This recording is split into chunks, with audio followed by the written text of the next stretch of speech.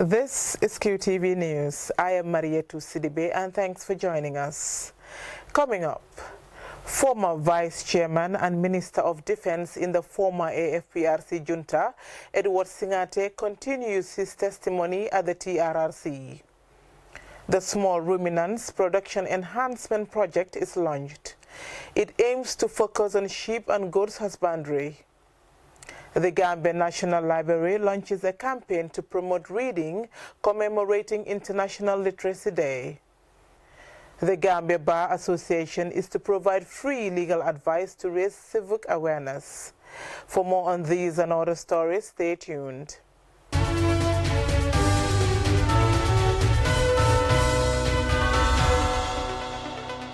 Former AFPRC Vice Chairman and Minister of Defense Edward Singhateh on Thursday continued his testimony at the TRRC.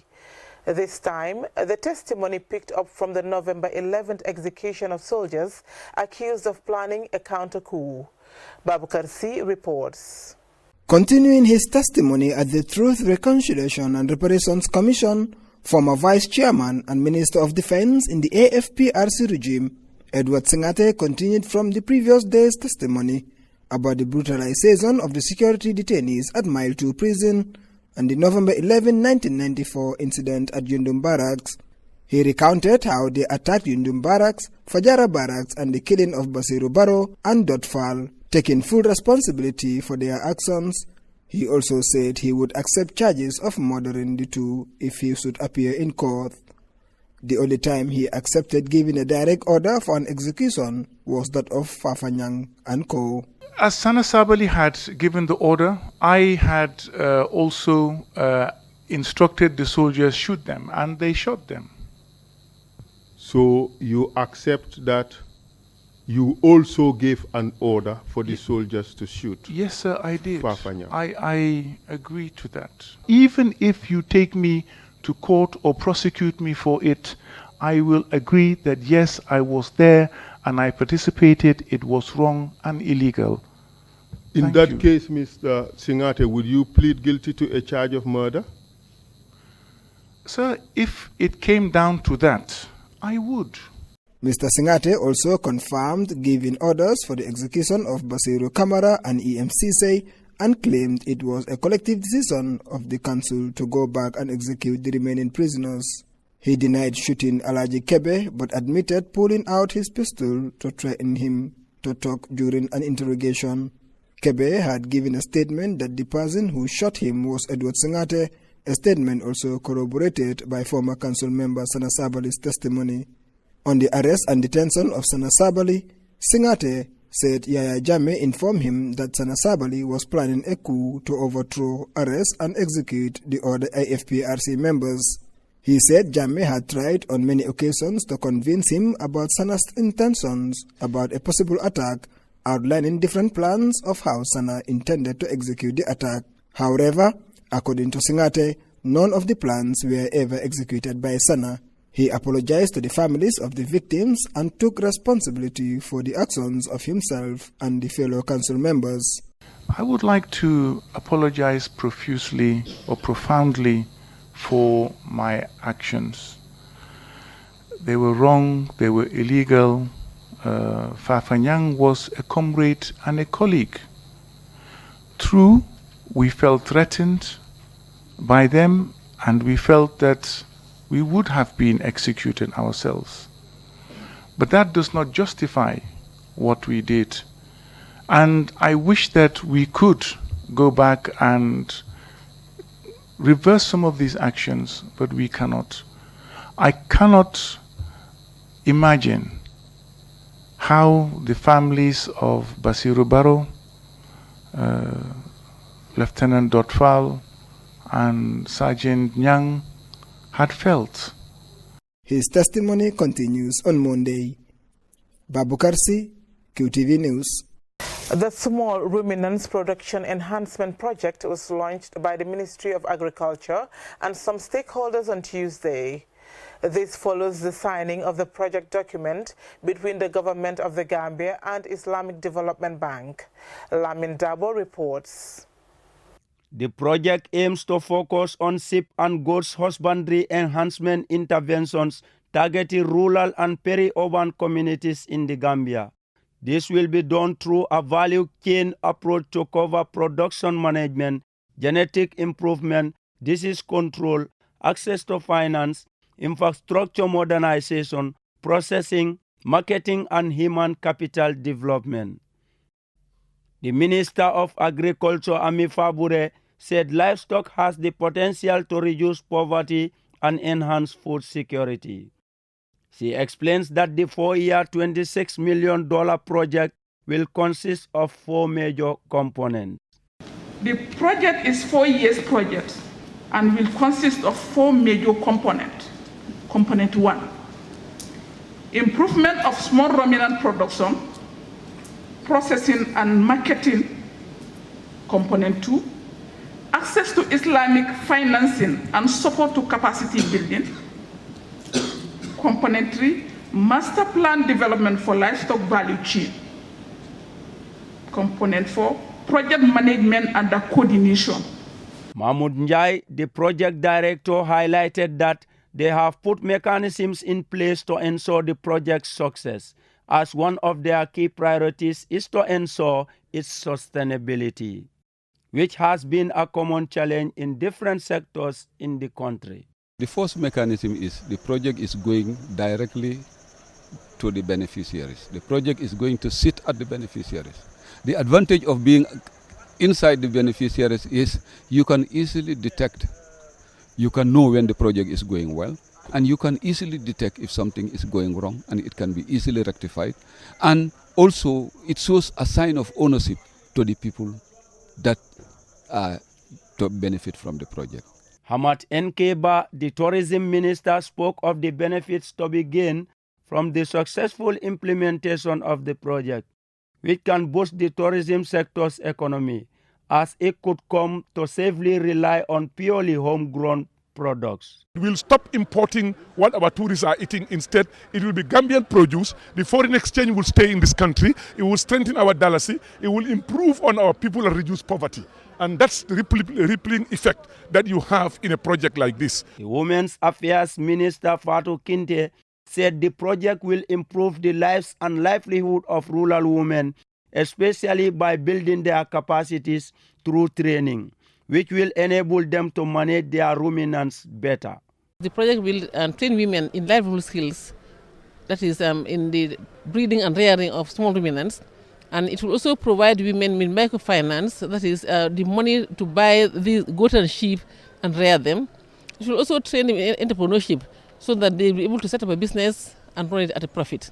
The Small Ruminants Production and Enhancing Project is to contribute to the improvement of the livelihood of pastoral communities in the Gambia by strengthening their productivity, resilience, and also by stimulating business entrepreneurship in the livestock sector.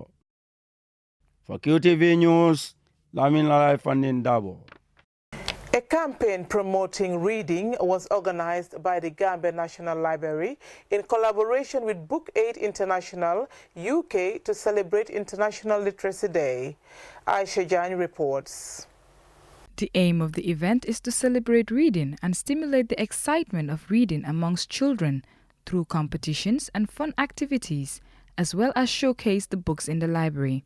Popular studies show that children who develop strong reading skill perform better in school and have a healthier self-image. They become lifelong learners and sought-after employees. Reading is the key element to academic success. National Assembly member Usman Silla urges school children to use physical books and not just depend on technology. He also encourages them to not just read, but to read relevant content. You should be reading what is relevant to you. Because nowadays you see a lot of reading. Of course, reading is taking place with these mobile phones. But it's on what? Is it relevant to your life? Is it relevant to what should be your preoccupation? Start reading, and while reading, read the subjects that you have in your schools. That is what is going to help you in your education. The Director General of the Gambia National Library, Mrs. Matilda Johnson, speaks on the 3 projects Book Aid UK and the Gambia National Library have in the pipeline. We have 3 projects with them in the pipeline. The first one is the Explorer School Library Project. The second one is the reading promotion, which we are doing today. And the third one is the Pioneer Book Boxes. The Explorer School Library Project, the main aims are to establish a school library in selected lower basic schools, to train the teacher or teachers to maintain the school library, and to increase reading across the school by usage of the library by both the pupils and the teachers. Johnson Nying of Nusrat Senior Secondary School shares that apart from having good grades in school, reading has exposed her to a wider world beyond her immediate environment. Without reading, I wouldn't be able to know much about my education. I won't be able to be exposed outside the world. I'll just be that someone called the ignorant person who don't care about the reading, who don't care about his life. And reading is all about life, because reading determines who you really are, whether you are going to be a responsible someone in the future. Ibrahim Abayo of Gambia Senior Secondary School says reading has contributed a lot to his academic success.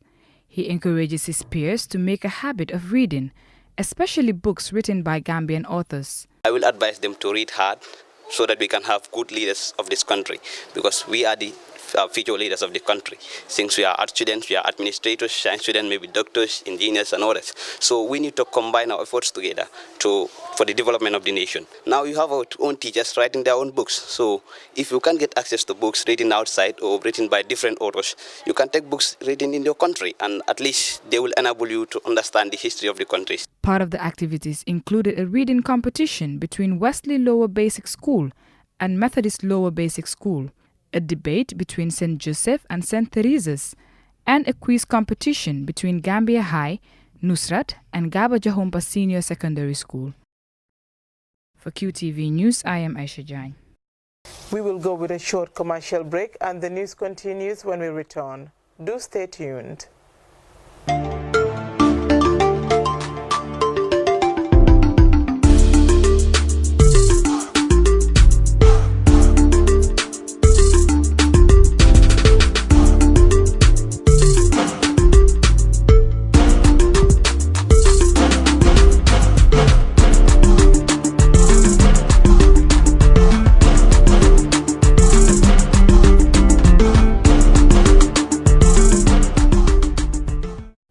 Are you traveling to Senegal from Gambia? Guess what? You can now roam in Senegal like never before. Enjoy the most affordable rates on data and your international and local voice and SMS while in Senegal. QCell and Orange have partnered together to make roaming a breeze. Whenever you roam with your QCell line to Senegal or travel with your Orange number to Gambia, you get to enjoy a new specially discounted tariff on your data and the calls and texts you send locally and internationally. Don't stress about high costs. QCell and Orange have got you covered. Whether it's a quick business trip or a family getaway, you know you're connected anywhere and anytime.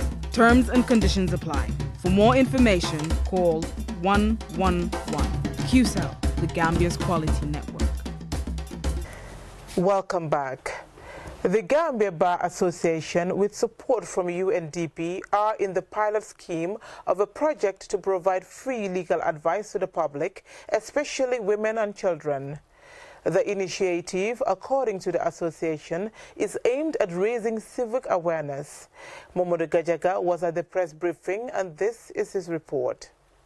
The mobile legal aid clinic is geared towards offering legal advice to those in need, but who don't have the means financially or awareness to obtain such services. The program, supported by the UNDP, targets women and children. The primary objective of this program, as highlighted by Sheila, is to basically bring access to justice to the doorstep of the community. So, for example, if you have lawyers who come here to give pro bono, meaning free legal advice, so people who have issues who may sometimes have a phobia or fear of even going to a lawyer to seek advice, can have a preliminary discussion with a lawyer who can guide and advise them as to what rights they have and what steps they can take to get to resolve the issues. I think the idea is really access to justice. a representative of the legal unit of the UNDP office, says the mobile legal aid clinics will be available in 8 areas. 4 will be supervised by the Gambia Bar Association within the Greater Banjul area, while the rest will be concentrated in the rural areas. It is an initiative that comes under the project of the rule of law, and we hope these services bring the citizens closer to justice, because our aim is to ensure that citizens have access to justice and to be able to know their rights and to be able to report cases without fear. So we try to bring the services so that we can have a session on awareness and sensitization. Bakari Kamara, a representative of the Alternative Dispute Resolution Secretariat, says that as an agency, they have a part to play in the exercise. He also says their job is to resolve disputes in their own way without going to court. We are, as an institution under the Ministry of Justice, we provide alternative means of resolving disputes through arbitration, mediation, and conciliation. Though negotiation is not specifically mentioned in our Act, but it's also part of the means through which we resolve our disputes, because we realize that courts are being congested. So in order to help the court to decongest the cases before them, an alternative means has been created. Mamoudou Mbalo, a police prosecutor who represented the IGP, says as police officers, they fully support the initiative. It is our duty and responsibility as police officers under the Police Act to support this initiative, because mobile legal aid clinic is about access to justice and, of course, the rights of citizens, mainly suspects or accused persons in police custody or undergoing trial. And that is fundamental. It is in the Constitution, right to legal representation. We believe as police officers it starts from the point of arrest. And whatever they are doing here, it is proper, and it is within our core mandate to support the initiative. Mamoudou Gajaga, QTV News. A Confucius Institute has been inaugurated at the University of the Gambia. The institute is said to be part of China's efforts to share its culture and language with Gambians. QTV's Momodu Lamin Choi was at the Tuesday's inauguration ceremony, and he now reports. The diplomatic ties between the Gambia and the People's Republic of China has been gaining momentum since the advent of the new dispensation. The People's Republic of China is utilizing cultural diplomacy to foster understanding with the Gambia in its drive to realize its foreign policy objectives. This cultural exchange is expected to give Gambian students the opportunity to learn the Mandarin language and other aspects of China's culture. China's ambassador to the Gambia, Ma Jianchun, believes that the Confucius Institute has mutual benefits for the people of both countries. This is a win-win cooperation. It's a win-win cooperation. People can enhance the mutual understanding for each other and deepen our cooperation and develop our friendship. The ambassador also gives credit to the government of the Gambia for this development, describing the establishment of the Confucius Institute as an outcome of President Barrow's state visit to the People's Republic of China in 2017. The Confucius Institute at the UTG will serve as a channel to reach out to more students beyond the university for a comprehensive study at the institute. We are even going to go to high schools, those in grade 11. And if the number is good enough, like 30, we will teach Chinese language there. And then we will also have an exchange program where we will also try to teach them Gambian language and Gambian culture. The Vice Chancellor of the University of the Gambia, Prof. Fahir Mohammed Anjum, highlights the existing support offered by the People's Republic of China for the university for both teaching staff and students. With this Confucius Institute, we would be able to expand our infrastructure, and we will be able to get more scholarships and short-term training, which will be benefited by our faculty members. Representing the President of the Gambia at the occasion was Vice President Dr. Aïssatou Touré. She praised China's support to the university and the Gambia in general. It would avail Gambians from all walks of life the opportunity to learn Chinese language and culture.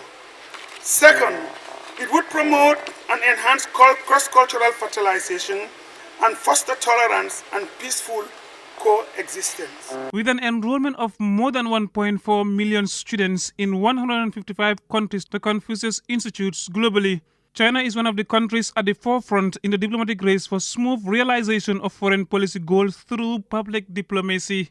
Since 2004, Confucius Institutes in Africa has grown from 0 to 59. Confucius Institutes are modeled on the Western Cultural Institute, such as Alliance Française and British Council. Despite entering 100 years later into such a diplomatic game, China is now second largest after France when it comes to the number of cultural institutes globally. For QTV News, Mohamed Lamin Choi. Over 21,000 pairs of shoes were on Thursday handed over to local partners by ChildFund International, the Gambia, in partnership with TOMS. The shoes are for children within West Coast region and parts of Lower River region. Aisha Jan reports. The shoes are meant to boost retention in school and promote the well-being of children within beneficiary regions. Children Protection Advocacy Specialist with ChildFund, Aliumar, says the organization is a child protection and development agency that also strives to tackle the core problems of discrimination, deprivation, and vulnerability relating to children. He says that the donated shoes will facilitate access to education for children. We also want to ensure life, survival, and the development of children. So these shoes are geared towards addressing that aspect of the CRC, because education is a developmental need of children. So when you provide children with shoes, obviously it enables them access to school and even access to other activities or other facilities, and would further prevent them from harming themselves. Because imagine, if you are without shoes, you have broken bottles all over the place, you have snakes all over the place, you have dangerous objects all over the place, you may be harmed in the process. Acting Country Director for ChildFund, Famara Dabo, says TOMS has been a great partner in their gift-in-kind program and has provided over 500,000 pairs of shoes over the past 6 years to help Gambian children. We realized that not everybody, through our child sponsorship, can give you cars. And the organization thought that we might be able to partner with other organizations or other companies that will be able to give us items that we can give to children. So since for the past 6 years, we've been receiving a lot of items, from medical items to educational materials like books to shoes. You know, I can comfortably say that we've received more than 500,000 pairs of shoes over the past 6 years that we've distributed to almost all the schools in the Gambia. Federation Manager of Fonyi Dinding Federation, Ediba, thanked ChildFund for their continuous support in areas such as education, health, youth, women and family empowerment in the Gambia. He gave an assurance that the items will reach their intended beneficiaries. Apart from shoes, they have been giving us funds to deliver services to children and communities in our area, to which most of the children have access to education and good health through those services. As we speak, we have so many children who are up to university level that they are sponsored by the local partners through ChildFund funding. Just recently, we distributed some bikes, pedal bikes to girls specifically, to enable them reach to school early and then come back home early to do their assignment on time. So this is not the first time we have been receiving such from ChildFund. ChildFund Acting Country Director Famara Dabo expresses hope of more partnerships with sponsors to keep the program sustainable and active. For QTV News, I am Aisha Jan. Before we end this bulletin of the news, let's take a quick look at our main stories. Former Vice Chairman and Minister of Defense in the former AFPRC junta, Edward Singhateh, continues his testimony at the TRRC. The Small Ruminants Production Enhancement project is launched. It aims to focus on sheep and goats husbandry. The Gambia National Library launches a campaign to promote reading commemorating International Literacy Day. The Gambia Bar Association is to provide free legal advice to raise civic awareness. That's all we have for you in this edition of the news. Join us tomorrow for more news. Thank you for watching.